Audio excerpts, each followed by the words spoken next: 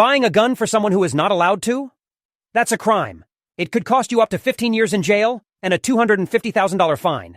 If someone asks you to lie to a federally licensed firearm retailer so you can buy a gun for them, don't do it. Got a tip? Call 1-888-ATF-TIPS. That's 1-888-283-8477. Brought to you by the National Shooting Sports Foundation and the ATF. Las voces de los verdaderos protagonistas. Todos juntos, por favor. Gracias, muchas gracias.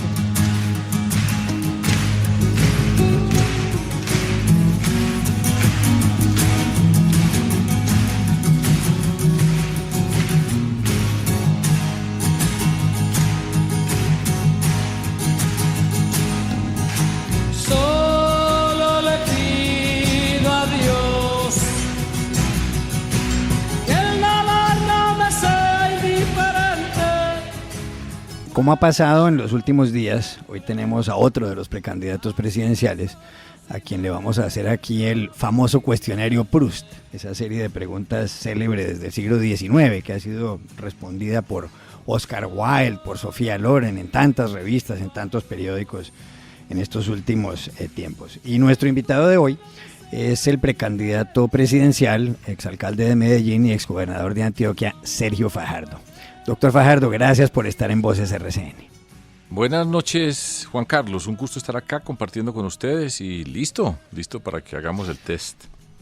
Antes de entrar con las preguntas, me dicen que le gusta mucho esta canción de León Gieco, argentino, canción de hace 44 años que aquí la interpreta Mercedes Sosa. Solo le pido a Dios. ¿Por qué le gusta? Le puedo contar. La primera vez que yo oí esta canción creo que fue en 1995. En ese entonces yo vivía en Bogotá, pero también iba a Medellín, donde fui integrante de la Comisión Facilitadora de Paz de Antioquia, cuando Álvaro Uribe era gobernador del departamento. Y en el marco de esa comisión fuimos a Urabá, cuando estaban empezando todas las masacres de las autodefensas. La alcaldesa de Apartadó era una mujer muy valiosa, Gloria Cuartas, con Monseñor Isaías Duarte Cancino, que era el obispo de Apartadó, y pude ver de cerca todo lo que significaba ese dolor. Y llegué a Bogotá y les conté a los amigos con los que me reuní lo que había visto y lo que me había dolido, y me pusieron esta canción y se me salieron las lágrimas. Desde ese día es una de mis canciones favoritas en la vida. Bueno, solo le pido a Dios. Bueno, doctor Fajardo, vamos a empezar con el cuestionario Proust. Y la primera pregunta es esta. ¿Cuál es su idea de felicidad perfecta? Pues son pedacitos. La felicidad yo la veo por pedacitos, instantes. Escribí un par acá pensando en la pregunta, y es cuando, por ejemplo, a mí me encanta montar en bicicleta. Es de las cosas que más me gusta en la vida desde siempre. Cuando uno llega a un premio de montaña, que ha subido bien, que ha hecho un esfuerzo y llega a la cima y respira profundo, esa es una sensación extraordinaria. La disfruto plenamente. Otra, en instantes cuando estaba al lado del mar o en una montaña, en un pasaje así de la naturaleza bien lindo, siento pasar el viento y todo pareciera que flotara, que nada pesa. Esa es una sensación extraordinaria de felicidad, y especialmente cuando uno está acompañado por la persona que quiere. ¿Cuál es su mayor temor? Pues uno tiene muchos temores. Hay uno que yo creo que compartimos muchas personas, que es muy particular de las personas, de los individuos, y es el sufrimiento de las personas cercanas, que las personas que uno quiere sufran, que tengan algún daño. Eso siempre me causa temor y sufro. ¿Cuál es el rasgo suyo, la característica suya que usted más deplora? Pues tengo 3. La impaciencia. A veces soy muy impaciente, a veces soy muy exigente y se me va la mano, y a veces también la soberbia. ¿Y usted no cree que, por ejemplo, la soberbia o la impaciencia, incluso a la hora de gobernar, eso no le ha traído problemas cuando usted ha sido alcalde, gobernador? Ser soberbio, digamos, ¿eso no le impide tomar las decisiones con cabeza más fría? Pues yo he aprendido, y cada vez soy menos soberbio, todavía me queda, pero he aprendido pues a manejar ese impulso. Yo he aprendido a escuchar, que es un antídoto contra la soberbia. permitir que la gente hable, que exprese sus opiniones, escribirlas, reflexionar sobre lo que se está diciendo. Y eso me ayuda a no tomar acciones así en esos momentos de soberbia. Y en general lo he manejado. En algunas oportunidades me he equivocado y no es bueno, porque por lo general sale mal cuando uno actúa desde esa perspectiva. ¿Cuál es el rasgo o la característica de las demás personas que usted más deplora? La trampa, esa forma del engaño que uno ve una persona que tiene enfrente, que dice una cosa pero quiere otra, y que si uno se descuida le puede hacer cualquier cosa. Eso pasa a menudo en la política y es muy desagradable. ¿Quién es la persona que más veces le ha hecho trampa o que le ha hecho la trampa más fea en su opinión? Yo voy borrando, Juan Carlos. Yo no voy llenando el libro o la libreta con los malestares, y en la medida que he ido creciendo, que ya son bastantes años, he aprendido a borrar, a no guardar rencores, y trato de no dejar que ese malestar me haga daño. Entonces, por lo general, yo borro y voy pasando. ¿Cuál es la persona viva a quien usted más admira? Pues hay muchas personas que yo admiro en diferentes niveles como seres humanos, pero pongamos una que en el mundo de la política está viva, que yo admiro y que me hubiera gustado mucho ver qué estaría haciendo en este momento, que se llama Angela Merkel. Me gustaría ver cómo ella, siendo lo que era en Alemania, cómo estaría enfrentando toda esta situación con Putin. ¿Por qué la admira tanto? Ella duró 16 años en el poder, pues junto con Helmut Kohl han sido los cancilleres que han durado más tiempo en Alemania. Es una mujer que estudió química y una mujer que en apariencia era como gris, pero fíjese, se convirtió en era la lideresa principal, pues de entre todos los líderes de Europa. ¿Por qué la admira tanto? Tenía esa formación de científica que yo creo que era parte de la riqueza de ella, como enfrentaba los temas, esa sencillez, porque evidentemente era una persona muy sencilla, sin ningún tipo de aspavientos, pero siempre me transmitió la sensación esa de sabiduría, de escuchar muy bien, de ser capaz de analizar los temas y los problemas y de mantener un comportamiento, un control muy grande que la hizo ser la mujer que fue, pues, para la historia de Alemania, para el mundo. Entonces, personas como ella, pues, son un ejemplo de lo que significa la cordura, la templanza, la seriedad, la sabiduría, que es tan escasa hoy en estos días cuando vemos líderes de todo tipo, de toda forma, que lejos de parecerse a ella. ¿Cuál es su mayor extravagancia? Pues no son muchas, pero compro muchos libros. Cuando voy a una librería me llama la atención, compro esos libros. Probablemente muchos de esos libros que he comprado no los voy a alcanzar a leer nunca, pero me gusta tenerlos y sentir que están allí.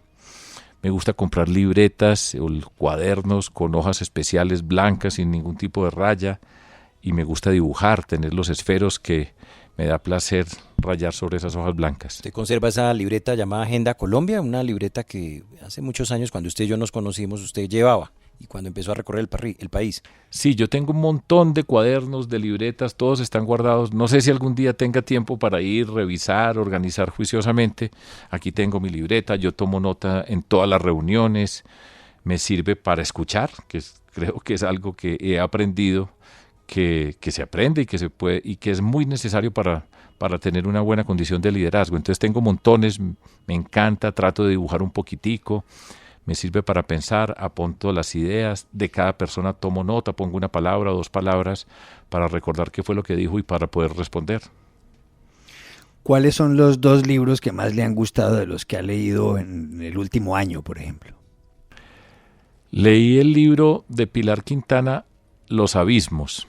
Yo no había leído, ella tiene otro libro que fue bien conocido, que era La Perra, pero nunca he tenido como la fuerza para leer La Perra. No sé por qué ese título me choquea, pero el libro Los Abismos me pareció buenísimo y por eso se ha ganado premios. También leí un libro de un escritor de Medellín, a quien yo no conozco, que se llama Gilmar Mesa, y el libro es La Cuadra, donde él cuenta cómo creció en Medellín, en una zona de la ciudad con mucha violencia, esa época del sicariato, y fue su experiencia creciendo en esos lugares con la violencia, con su familia. Me pareció muy impresionante, muy crudo, duro, pero muy buen libro. Sí. Bueno, sigo con el cuestionario Proust. ¿Usted en qué ocasión miente? ¿Cuándo dice mentiras? Pues yo miento muy poco y algunas mentiras son piadosas, muy sencillas, para evitar algunos daños, conflictos innecesarios. Ahora, me he equivocado también, juzgando desde mi perspectiva que no tenía sentido decir las cosas como eran, pensando en esa supuesta razón de no causar un daño, pero en algunas oportunidades lo he hecho y eso hace parte de la vida. ¿Qué es lo que menos le gusta de su apariencia? Pues no, nada en particular, no. Nada que me guste más ni nada que me guste menos, pues así llegué y así me fui. Pero, digamos, ¿le parece que le gustaría tener un pelo distinto, ojos distintos, ser más alto, ser más bajito, ser más flaco? No, está bien. A veces cuando no hago ejercicio y me subo 4 kilos y me monto en la bicicleta, digo, no, puede ser que tenga. Porque cuando uno monta en bicicleta, y puede tener una bicicleta bien chévere, que sea liviana, pero si uno tiene 4 kilos de más, pues puede tener la mejor bicicleta del mundo, pero tiene que cargar esos 4 kilos. Entonces, a veces eso me mortifica, pues, es tener más peso, pero hay que entrenar más. Y en estos tiempos, pues, no tengo tiempo de montar en cicla, que me sirve tanto para el espíritu, para el buen estado físico. Pero yo hice una buena pretemporada para esta carrera que estamos corriendo. Bueno, ¿cuál es la persona viva a quien usted más desprecia? Yo en la vida y en esto, que repito, yo me voy transformando y me he venido transformando con el tiempo, yo no desprecio. Y como decían en una pregunta, una pregunta anterior, pues yo voy dejando a un lado, voy pasando y no me quedo atrapado en esos sentimientos, porque pues en política hay tantos malestares, tantas confrontaciones, muchas veces amarguras. Entonces es muy fácil llenarse de rabias, de malestares, y eso se transmite después. Y yo lo que quiero, y creo que voy cada vez más en la vida logrando, es estar en paz conmigo mismo, tener la tranquilidad para afrontar la situación actual de Colombia, lo que está pasando, toda esta competencia política. Entonces no voy acumulando desprecios. Yo hoy no desprecio. Pero, por ejemplo, en las actuales circunstancias, y le pregunto por un personaje en el mundo, ¿desprecia a Vladimir Putin por lo que está haciendo en Ucrania? Pues me parece abominable lo que él está haciendo. Violación del derecho internacional, de las leyes del derecho internacional humanitario, destruir un país que tiene su autonomía, un país legítimo, reconocido, usar la fuerza para imponer sus veleidades, sus deseos, etcétera. Me parece abominable esa actitud de Vladimir Putin. ¿Qué característica de los hombres le gusta más? Pues digamos que es las que vienen desde que era chiquito, cuando uno tenía sus amiguitos y la barra y esa camaradería, esa compinchería, ese estar juntos y molestar y reírse y hacer tonterías. Y hoy ya a esta edad, pues tener esos amigos con quienes uno charla, con quien no importa qué se está diciendo, molestarse, recordar viejos tiempos, eso me gusta, y se da por lo general es con amigos hombres. ¿Cuáles son sus mejores amigos? ¿Son los del colegio en Medellín? ¿Son los de la universidad en Bogotá o en Estados Unidos? ¿Son los que hizo después? Yo no soy una persona muy amiguera, yo soy más bien solitario en muchos sentidos, y tengo amigos de diferentes etapas. Pero, por ejemplo, tengo amigos cuando yo estaba en Estados Unidos, cuando hice el doctorado en matemáticas, cuando vivía allá. Recuerdo especialmente a un iraní, que era también un matemático, de lógica matemática, que es mi área, que es ese amigo que todavía tengo y que de vez en cuando nos escribimos. Ahora vive en Polonia, y cuando nos vemos me da una alegría muy grande. Ese es uno de esos amigos que la vida me va dejando y que van quedando ahí. Otros también de esa época, mexicanos con los que jugábamos fútbol en el equipo de la universidad. También tengo muy buenos amigos del del gobierno, de los gobiernos en Medellín, en Antioquia. Federico Restrepo es un gran amigo, otros pues varios, para no empezar a citar todos los nombres, pero tengo unos buenos amigos, poquitos. Pepe Toro, un compañero de la universidad con quien trabajo muchas veces, y tengo no muchos, pero son personas muy especiales y las quiero muchísimo. ¿Y usted en un equipo de fútbol en qué puesto juega? Pues yo jugaba en varios puestos. Uno que siempre me gustó jugar, arquero. Jugaba más o menos bien en la Universidad de los Andes. Cuando yo llegué de Medellín a estudiar a la Universidad de los Andes, jugaba microfútbol, era arquero, y después jugaba también en el equipo de nuestro que se llamaba Ciclo Básico, y nos ganamos varios campeonatos. Entonces jugar de arquero me gustó. También jugaba de volante. En los Estados Unidos no jugaba de arquero sino de volante. Siempre quise ser un buen jugador de fútbol, pero la luché y me gustaba, me encanta el fútbol. Hoy traté de sacar un ratico para ver Real Madrid contra el PSG, que desafortunadamente perdimos porque yo iba por el PSG, iba por Messi, pero no nos fue bien. Pero ese tipo de... Así jugaba yo y todavía sigo gozando, y soy hincha del Medellín, y todos los partidos que juega el Medellín pienso que va a ganar. Perdemos a menudo, pero quiero al Medellín aunque gane. Pero es mejor Mbappé del Paris Saint-Germain o Benzema, porque Benzema les metió 3, ¿no? Ahorita hace un rato. Benzema, después de que se fue Cristiano Ronaldo, a mí no me gusta el Real Madrid en el sentido pues de hincha, porque yo soy hincha del Barcelona, digamos, allá en España, muy hincha de Messi, y me gusta el fútbol de Guardiola, a quien yo admiro, y me gusta cómo juega el Manchester City, me gusta Xavi, ahora entrenador del Barcelona. Benzema ha sido un dolor de cabeza, ha jugado muy bien, pero yo creo que pues ya está grande y Mbappé tiene mucho por hacer. Pero mi ídolo es Messi, a pesar de que ya está decayendo. Bueno, sigo con el cuestionario Proust. ¿Qué característica de las mujeres le gusta más? Hay unas mujeres que tienen una intuición, que ven lo invisible. Esa es una característica extraordinaria. Y pues es muy atractiva y me llama muchísimo la atención, porque yo no la tengo. Yo no soy malicioso en muchos sentidos, y eso de ver lo invisible y señalarlo es un arte y es muy atractivo. Claro. Me dicen que hay otra canción que le llama mucho la atención, que es esta, oígala.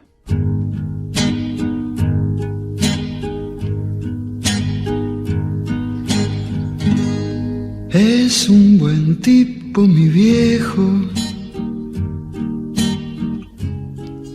que anda solo y esperando. Bueno, este es Piero cantando claro. Mi viejo.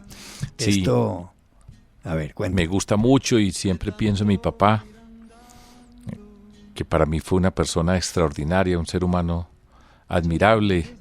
Entonces siempre me gustó Piero desde que yo era pequeño, y esta canción siempre me llega al alma. Tan distintos.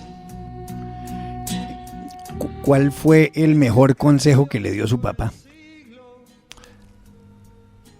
Él me dio muchos consejos y me dio muchas enseñanzas. Una de las cosas que me enseñó él fue, que yo la utilizo todavía, y fue leer una página y ser capaz de sintetizar, de hacer un diagrama que permitía capturar los conceptos fundamentales. La primera vez, yo todavía recuerdo cuando estábamos en la casa, yo vivía a las afueras de Envigado y estábamos en la terraza un domingo, y él me vio haciendo o estudiando o haciendo una tarea y me dijo, muéstrame. Y entonces cogió lo que yo estaba leyendo, empezó a leer y empezó a hacer un diagrama, y cuando terminó yo quedé fascinado, dije, increíble. Y eso para mí fue una lección de toda la vida que todavía me sirve. Esa fue una lección grande que me dio. Y él siempre era una persona que tenía unas características muy lindas. Una, no hablaba mal de nadie. Era muy decente, un señor muy decente, y además tenía otra característica. Él fue un arquitecto muy destacado de Medellín, pero él disfrutaba con que a sus compañeros, a los arquitectos, les fuera bien, y era capaz de disfrutar los diseños de las otras personas, y si no ganaba en un concurso, pues eso no lo mortificaba, y era capaz de decir que había ganado. De hecho, y retomo a partir de eso que te estoy contando, retomo que él me enseñó a aprender a perder, a no ofuscarse, porque yo era ofuscado y me ponía bravo si no ganábamos y era muy competitivo, y él me enseñó a ser capaz de perder, de respetar y de no ofuscarse, y él pues además lo hacía con el ejemplo. Entonces siempre lo recuerdo y esa es una gran lección, una gran enseñanza que me dio. ¿Qué palabras o frases usa en exceso? Pues yo me la paso en reuniones y en general, pues en reuniones donde digamos que giran alrededor de decisiones que yo tengo que tomar, en una campaña, los grupos, incluso como gobernante siempre lo he hecho. Escuchar primero y después al final decir, ¿alguien tiene una opinión, un comentario, una sugerencia? Eso lo digo muy a menudo. Bueno, mire, la siguiente pregunta del cuestionario Proust es esta. ¿Qué o quién es el gran amor de su vida? Pues yo he tenido grandes amores en la vida. Hoy el gran amor de mi vida es María Ángela. Mis hijos siempre han sido, son y serán grandes amores de mi vida. Y hay una niñita muy chiquita que va a cumplir 3 años, que se llama Elena, que es mi nieta, y que yo la veo, no he podido compartir con ella lo que hubiera querido compartir en todos estos 3 años, pero yo veo en ella un gran amor de mi vida. Bueno, ¿dónde y cuándo ha sido más feliz? En muchos lugares he sido feliz, al lado del mar, con la persona que uno quiere, pero estando con la persona que uno quiere, hay muchos lugares que se vuelven mágicos. Pero hay una sensación también que da mucha felicidad y es muy íntima. Y es, a mí toda la vida pues me gustaba estudiar, pensar, trabajar en matemáticas, pero esa sensación cuando yo lograba demostrar un teorema, algo que nadie había demostrado, que era mi descubrimiento, que significaba mucho trabajo porque había que pensar, investigar, cometer errores, rectificar, volver, pero en ese momento en que sentía que lo demostré, ya lo tengo, eso era una sensación extraordinaria para mí. Claro. ¿Cuál es el talento que más le gustaría tener? Pues muchos me gustarían, pero a mí me hubiera gustado cantar, bailar, soy pésimo bailarín. Me gustaría poder pintar, dibujar, trato y espero que ya un poquitico más adelante, cuando esté más grande, poder dedicar tiempo a aprender a pintar y a dibujar con más rigor, pero eso me encantaría. Pero pésimo bailarín es que pisa la pareja o que no tiene oído para nada, es decir, tiene más oído un ojo. No coordino bien los movimientos. Yo veo cuando voy por todas partes, además en Colombia, en todas partes se canta y se baila. Por donde uno llegue, en cualquier pueblo de Colombia, hay música y hay baile, y yo veo las personas que bailan y me da mucha envidia porque me hubiera gustado tener esa habilidad, pero no la tengo, no coordino muy bien y es mejor quedarse sentado a hacer, como se dice en Bogotá, el oso. Claro. La siguiente pregunta del cuestionario Proust puede tener algo que ver con la anterior, que es esta. Si usted pudiera cambiar algo de usted, ¿qué sería? Pues la que dije al comienzo, esa que de los rasgos que deploro, que eran la impaciencia, esa exigencia muchas veces exagerada, esa la soberbia que todavía me queda un poco, pues yo creo que he mejorado bastante, pero esos rasgos pues los quisiera cambiar. Trato. Y a veces tengo éxito y soy capaz de ser más paciente, menos exigente, pero se envuelve y se me sale y con mucha presión me convierto en más exigente. Eso quisiera cambiarlo. ¿Cuál ha sido su mayor logro? Son muchos de diferente naturaleza, ¿sí? Por ejemplo, les contaba ahora de demostrar un teorema, hacer la tesis de doctorado, escribir unos artículos de matemáticas, trabajar con una persona que yo admiro profundamente, que fue mi profesor, y escribir un libro con él en lógica matemática. Eso es un gran logro. Pero hay uno que es muy importante, que tiene que ver con mi vida hoy, y es el comienzo de lo que nosotros hicimos en Medellín, finalizando 1999, se acababa el siglo XX y empezaba el siglo XXI, y fue crear el movimiento que nosotros creamos, Compromiso Ciudadano, y lograr que esos momentos iniciales, que son los más difíciles, cuando estamos convocándonos personas, cuando es un sueño, cada quien tiene sus intereses, lograr que trabajáramos juntos, que no nos dispersáramos, que perseveráramos. Yo creo que eso fue un gran logro y pues mucho de eso tiene que ver conmigo y con las personas que estaban a mi lado. Pero esa etapa, la más difícil de todas, cuando uno está formando un grupo, cuando somos diversos, nos encontramos, fijar unos intereses comunes, perseverar a pesar de las dificultades, pues 0% en la primera encuesta, todo el mundo nos decía que nos retiráramos, que no teníamos nada que hacer, y eso para mí es un momento muy especial de mi vida y yo creo que es de lo más importante que he logrado en toda esta carrera en la vida pública. Sí. Si usted muriera y pudiera regresar convertido en otra persona o en otra cosa, ¿qué escogería? Pues le daría cabida al sueño que yo tuve de niño y yo escogería ser el arquero del DIM, ganarnos la Copa Libertadores y jugar en la Selección Colombia. Bueno, mire, de las cosas que posee, ¿cuál valora más? Los libros. Durante toda la vida yo he tenido mis libros y he guardado esos libros, y cada libro que llega, así no lo vaya a leer o que eventualmente pueda llegar a leerlo, pero un libro siempre me da mucha alegría y lo valoro muchísimo. Y mi bicicleta. Yo he tenido muchas bicicletas. Yo creo que la primera vez que me monté en una bicicleta fue pues de esas chiquitas con rueditas, calculo que por ahí de 2 años, y desde que me monté en esa bicicleta que sentí esa sensación del viento, pues me encantó la cicla y todavía me sigue encantando. Y me caí cuando tenía 10 años, me cogí un carro montando la bicicleta, tuve una fisura en el cráneo, me he caído varias veces. Pues la última caída fuerte que tuve fue cuando estábamos en la campaña presidencial con Antanas Mocus en el 2010, que me caí, me quebré la cadera y me tuve que retirar de la competencia. Pero la bicicleta también es de esos objetos que yo quiero. Me compré una que me di ese gran regalo a final del año pasado. No la he podido usar casi, pero quiero las bicicletas. ¿Cuál es su principal característica? Yo tengo pues algunas características que son la disciplina, la persistencia, la coherencia, la consistencia. Yo creo que son unas características que son partes esenciales de la forma de ser mía. ¿Cuáles son sus escritores favoritos? Tengo varios, por diferentes épocas. Desde Julio Verne, que lo leí muy pequeñito, que recuerdo cuando me regalaron un 24 de diciembre, ese fue el regalo que me dieron, la colección de los libros de Julio Verne. Pero siempre tengo que poner de primero en mi lista un par de señores que leí con pasión, con ahínco, que eran Julio Cortázar y Borges, Jorge Luis Borges.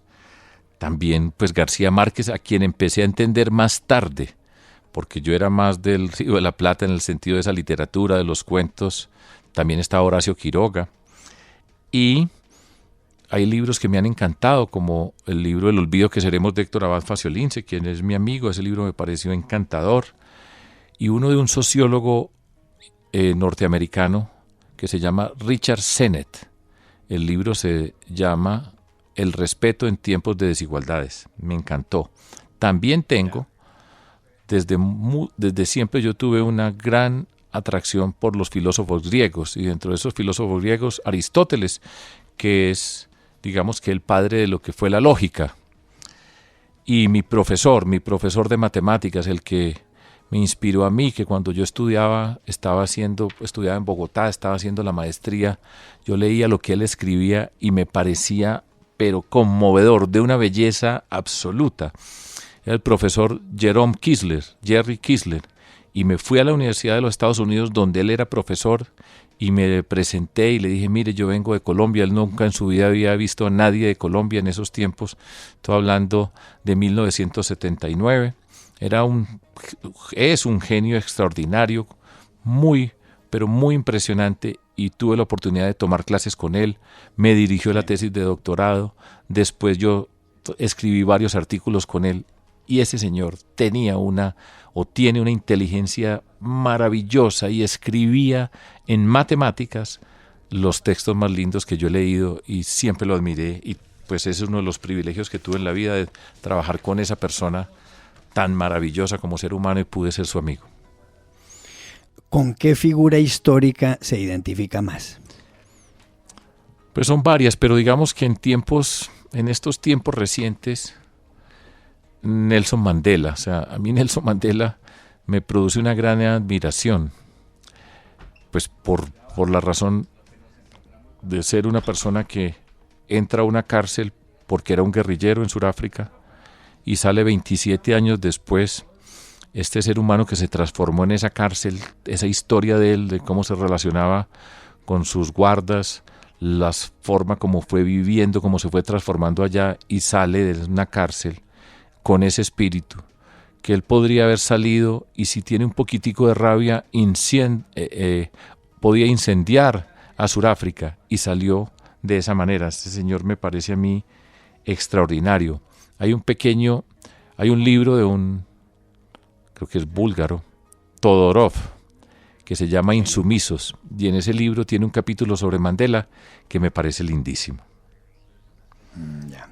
Le tengo las dos últimas preguntas. La primera, ¿de qué se arrepiente más? Pues de dos cosas. Yo he hecho daño en algunas oportunidades por no tramitar bien las cosas y no me gusta haber hecho daño y me he avergonzado de haberlo hecho y quisiera no haberlo hecho en la vida. Y otra cosa de la que me arrepiento es no haber dado los abrazos que tendría que haber dado a muchas personas, los agradecimientos que tendría que haberle dado a muchas personas de diferente naturaleza que han estado conmigo y que yo podría, si no hubiera sido tan impaciente, tan exigente, hubiera tenido que abrazar y dar más gracias. Y la última pregunta del cuestionario Proust es, ¿cómo le gustaría morir? También recuerdo a mi papá, y él decía que a él le gustaría morirse, y así me gustaría a mí, con la muerte del justo, acostarse a dormir y no despertar. Bueno, y mire, no lo voy a dejar ir aquí hablando de la muerte, más bien le voy a poner otra canción que me dicen que le llama la atención y es esta.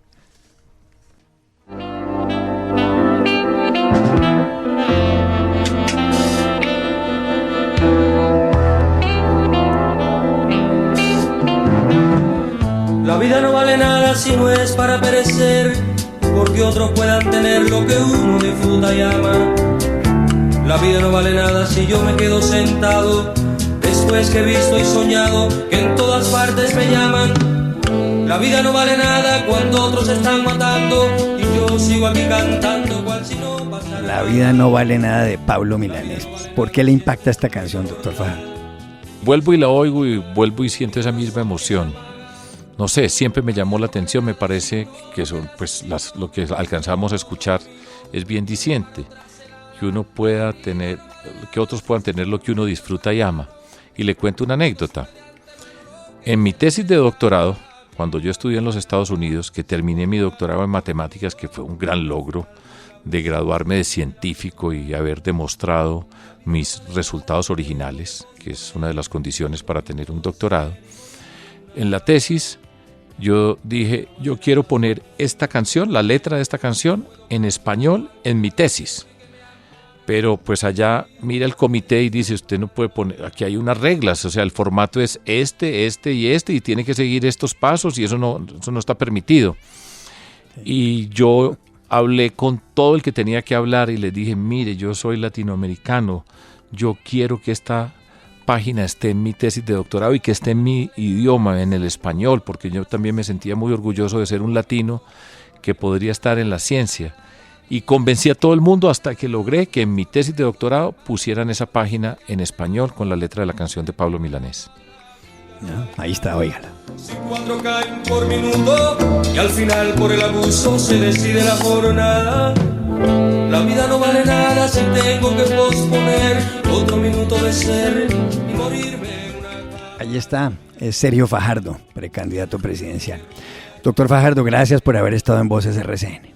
Gracias, Juan Carlos, me hiciste pensar un buen rato, cogí este cuestionario, dele vueltas, pero bueno, hice lo que pude con lo que tenía, que es una expresión de un escritor que ya se murió, Phil Roth, el norteamericano, que una vez le preguntaron a él cuál quería que fuera su epitafio, y él citaba una historia de un boxeador, no sé si era Sonny Liston, estoy hablando de historia patria, que le tocó combatir con Mohamed Ali, y cuando terminó la pelea le preguntaron y él dijo, hice lo que pude con lo que tenía. Ese epitafio me parece extraordinario. Claro, es como Woody Allen que dice que su epitafio debe ser, esto no debió terminar así.